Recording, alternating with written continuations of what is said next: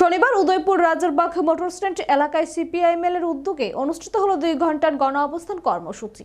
ভেনেজুয়েলার উপর মার্কিন সাম্রাজ্যবাদের আগ্রাসনের বিরুদ্ধে প্রতিবাদ, জাতিরাষ্ট্রের সার্বভৌমত্ব রক্ষা, বিশ্বশান্তি ও সুস্থিতির দাবিতে এই কর্মসূচির আয়োজন করা হয়। গণ অবস্থানে উপস্থিত থেকে দলের রাজ্য সম্পাদক পার্থ কর্মকার বলেন, মার্কিন সরকার যেভাবে ভেনেজুয়েলার উপর আক্রমণ চালিয়েছে তা বিশ্ববাসী কোনোভাবেই মেনে নিতে পারেনি।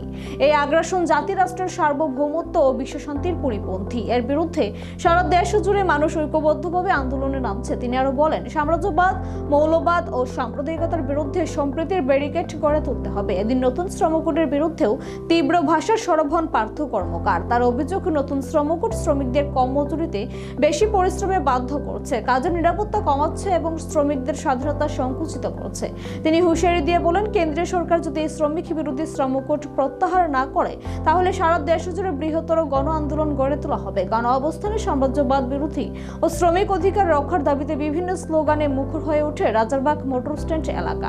আজকে আপনারা জানেন যে ইন্ডাস্ট্রিয়াল ডিসপিউট অ্যাক্ট, শিল্প বিরোধ আইন, এগুলোকে তুলে দিয়ে তারা শিল্প সম্পর্ক সংক্রান্ত যে কোড চালু করেছে সেখানে শ্রমিকদের ধর্মঘট করার অধিকার তুলে দিয়েছে। শ্রমিকদের দল কষাকষি করার অধিকার থাকবে না। 50 থেকে 100 শ্রমিকের উপরে হলে এবং 51% শ্রমিকের সমর্থন থাকলে তাহলে আপনি দর কষাকষিতে যেতে পারবেন, আপনি মালিকের সাথে আলোচনায় যেতে পারবেন।